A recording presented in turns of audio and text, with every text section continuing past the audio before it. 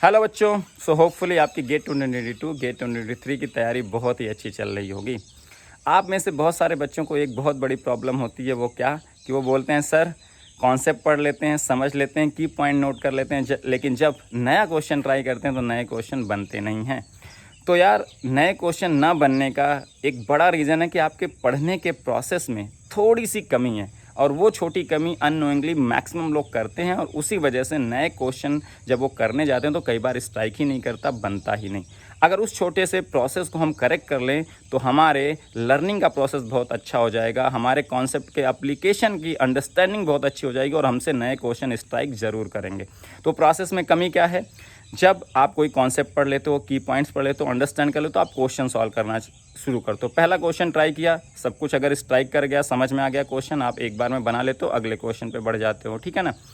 अगले क्वेश्चन पे जैसे बढ़ते हो, क्वेश्चन पढ़ा, समझ में आ रहा है चीज़ें, लेकिन सलूशन नहीं समझ में आ रहा कि कहाँ से जाएँ, तो आंसर फाइंड आउट कर लें। नया क्वेश्चन है, नहीं समझ में आ रहा है ना, कि यार कॉन्सेप्ट पढ़ा तो लग रहा है, डेटा भी लग रहा है कि गिवन जो है सही दिया हुआ है, लेकिन जब क्वेश्चन सॉल्व करने की कोशिश कर रहे हैं नहीं बन पा रहे हैं। और मैक्सिमम फिर आप में से करते क्या हो, यही सबसे बड़ी कमी है। क्या सीधे सोल्यूशन पढ़ते हो? अगर वो सॉल्व एग्जाम्पल है किसी बुक का, सीधे सोल्यूशन देख लेते हो, या गेट PYQ का है तो सोल्यूशन सीधे पलट लेते हो, उसमें सोल्यूशन दिया ही रहता है। ज़्यादातर आपके गेट PYQ की बुक होती ही होती है।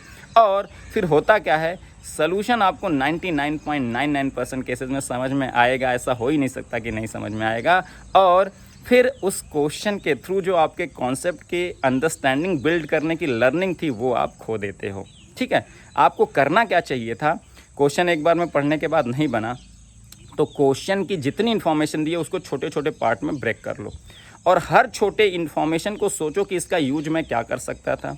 इस कॉन्सेप्ट को मैंने पढ़ा तो इसमें ये की पॉइंट्स होते थे, उससे उस इन्फॉर्मेशन को रिलेट करने की कोशिश करो, ताकि रिलेट करके इसका यूज क्या है वो आपको समझ में आए, ठीक है।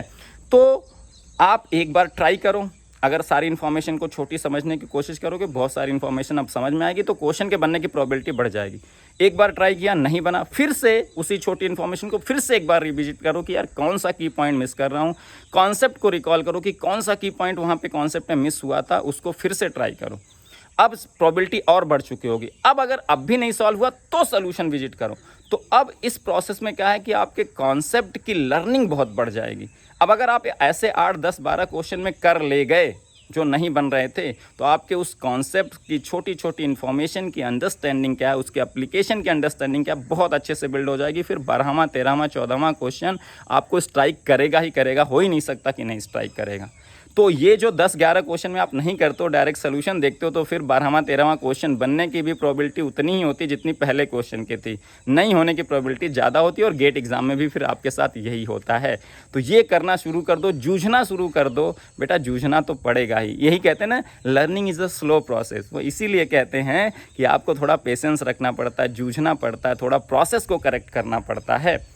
और अभी जैसा मैं कहता हूँ, अब चलने से, दौड़ने से काम नहीं चलेगा, जी जान लगा के दौड़ना पड़ेगा यार। जी जान लगा के एकदम दौड़ना शुरू कर दो, और आपके अंदर कैपेबिलिटी है, आपके अंदर पोटेंशियल है। अगर पूरा जी जान लगा दोगे तभी आज की कट थ्रोट कंपटीशन में कुछ अचीव कर पाओगे, और आपके अंदर वो कैपेबिलिटी है कि आप अचीव कर सकते हो।